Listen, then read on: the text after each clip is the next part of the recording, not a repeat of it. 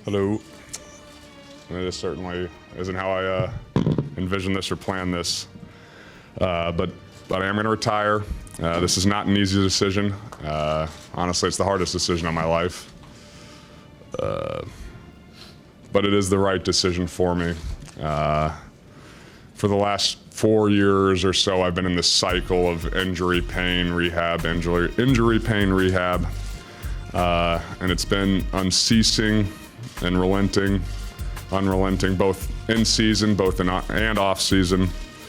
And I've felt stuck in it, and the only way I see out is to no longer play football. It's taken my joy of this game away, and this.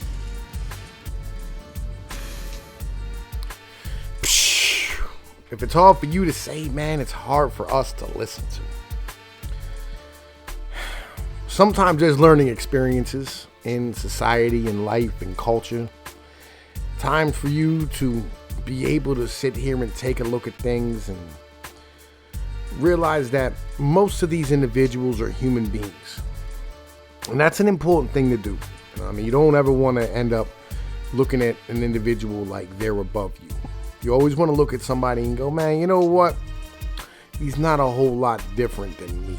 He's not a whole lot different than everybody else. These are all fallible people.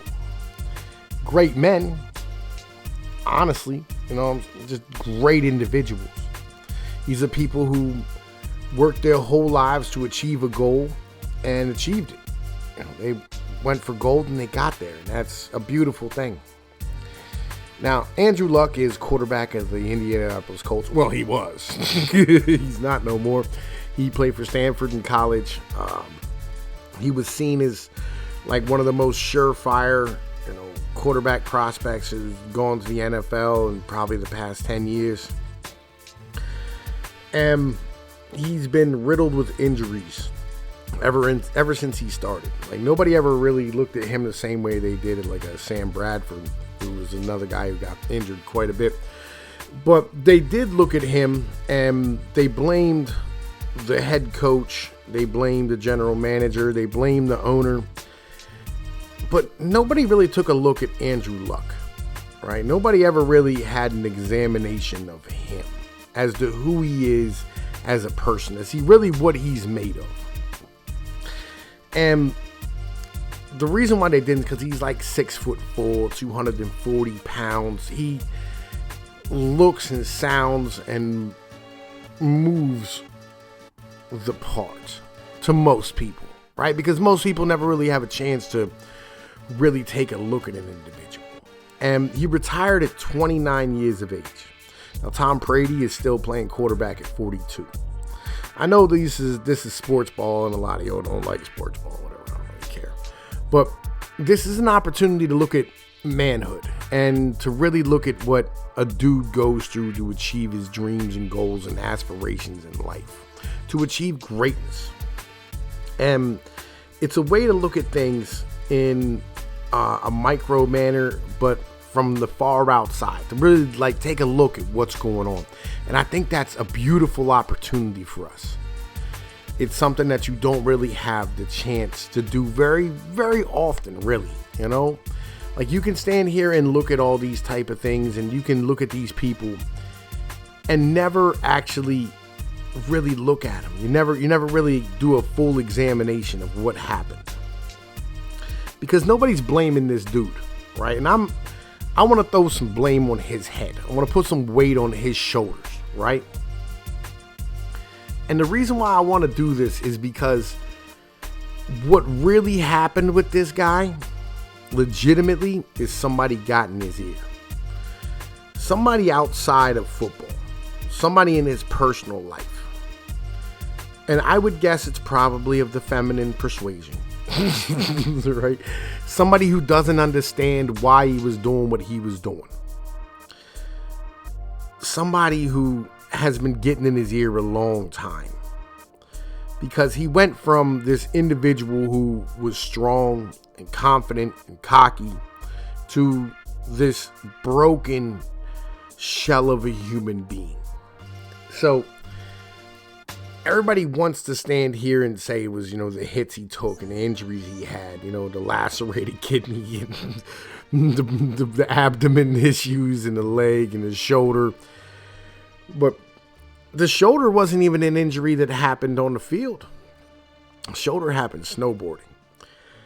So the reality is, all right, the reality truly is that this millennial stood here and walked away from millions and millions and millions of dollars, all right, because somebody got in his ear.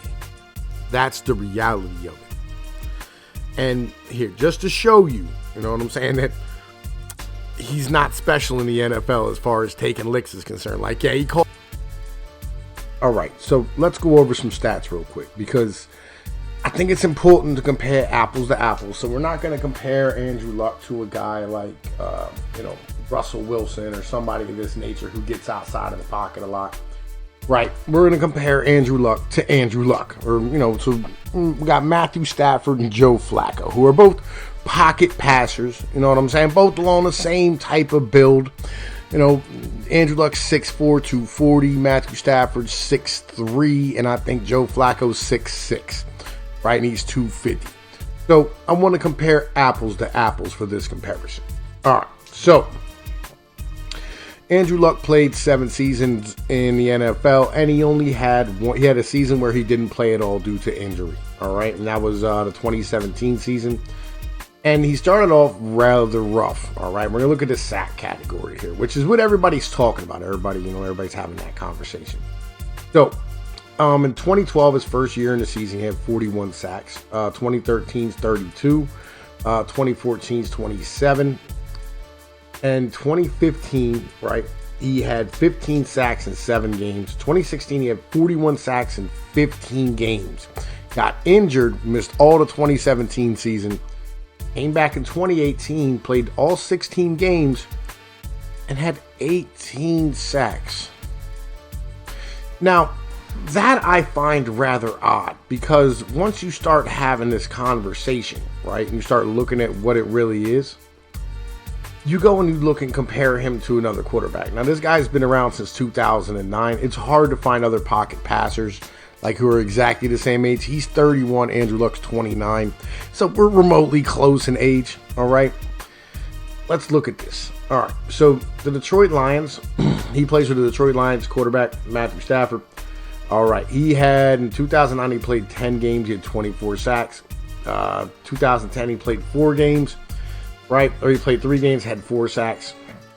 2011, he played 16 games, had 36 sacks. Right, 2012, he played 16 games, 29 sacks. 23, 45, 44, 37, 47, and 40. This is not a rushing quarterback, all right? And to be a fact, just to show you, right, because I wanted to check this out as well. They actually have the stats on this type of stuff. Right, they go to, where's rushing? Here's the rushing. Rushing attempts, 296 yards, or 295 attempts, all right? And Andrew Luck, on the same level, right? He stood here and did the same thing. Oh, wait, hang on, we're going to stand here and do the interact thing, right? You go to the rushing attempts, 332 attempts. So that means he got outside of the pocket more than Matthew Stafford, right? He didn't just stay in the fucking pocket. So it's kind of on, I'm trying to do an apples to apples comparison, right? And you go to a guy like Joe Flacco, who I'll be honest, I'm not a huge fan of. He's more of a game manager than a quarterback. But let's look at his sack status, right? He ended up 2008, 2009, 2010, 32, 36, 40.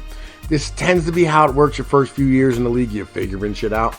31 sacks, 2011, 2012, 35 sacks, 2013, 48 sacks. 2014, he had 19 sacks, right? Fucking 2015, he had 10 games. He had an injury, 16 sacks. 2016, 33 sacks, 27 sacks. He played 9 games in 2018, still had 16 sacks. I guess what I'm trying to show you here is that you have other guys who got hit more. This dude's been in the league longer and rush less. You know what I'm saying? And the reason why I say that is if you get outside of the pocket, right? Like, they'll still count it as a sack if you hit for a loss. You know what I mean? That's kind of the fucking deal. And that's something that, you know, just kind of, like, it's not the same as just getting rocked in the fucking pocket and your offensive line breaking the fuck down. Now, you can say, like, you know, Andrew Luck was forced to run for his fucking life a lot more, which is probably true, right? You know what I mean? Legitimately, it's probably fucking, you know what I mean, legitimate criticism. Because his offensive line was hot garbage. But, you know, you have 4.8 average a carry, right? Like, which is not fucking bad. Legitimately, it is not fucking bad. And see, these are the early years where he stood there and he got hit a lot because he was getting outside of the pocket and he wasn't comfortable, right? You know what I mean? He just was, you know, he was still used to the college system where, you know, you tuck the ball and run when something bad happens. In 2018, he had 46 attempts for 2.9 yards a carry, which is not bad. You know what I mean? Like, it is what it is. He had 9.2 yards a game. This is what I'm saying. Like, yo, out of 16 games, that's legitimately not that fucking much. That's like 3 times you were forced to fucking run the goddamn ball in a game. That's not that terrible. Legitimately. Now, with evidence shown, all right, and I'll be honest, man, like, yo, legitimately, their fucking offensive line was garbage, all right? But they've turned it around. Last year, they turned it around. He has people in his life. I would guess there's a female, maybe his mom, sister. He's hanging around rich folks who look at him like a fucking barbarian. And he thinks if he gets away from football, he can be respected as not being an ogre. All right. And they don't understand why he does what he does. Okay. Like, they look at it as some brutish sport. And he really needs to be refocused on what's important in life.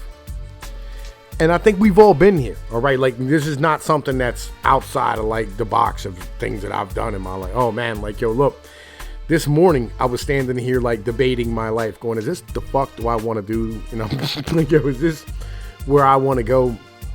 Because you'll become unfocused from your goals. You'll become unfocused from who you want to be and where you're going. And you have to have people around you and individuals inside of your corner to keep you on that level for when you get discouraged, for when you just go, I don't want to do this anymore.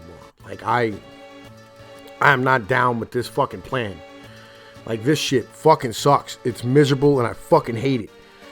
But the bitch is it working? Is the question you always have to ask yourself. Like, am I making it? Am I gonna get where I want to go? Can I do this? And the answer is usually 99.9% of the fucking time, yes. All right?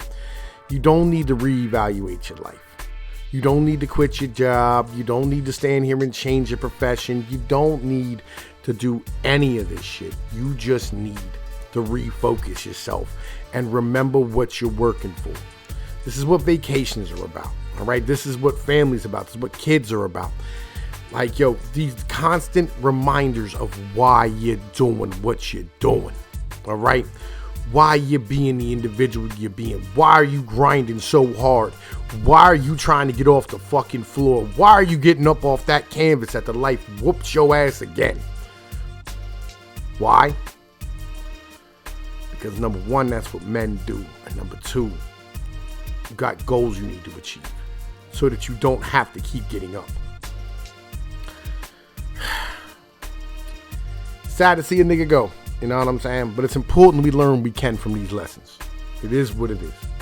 Tom Peeps, Pino News. Y'all know the motherfucking deal. Like, share, and subscribe. Hit that fucking notification bell. Peace.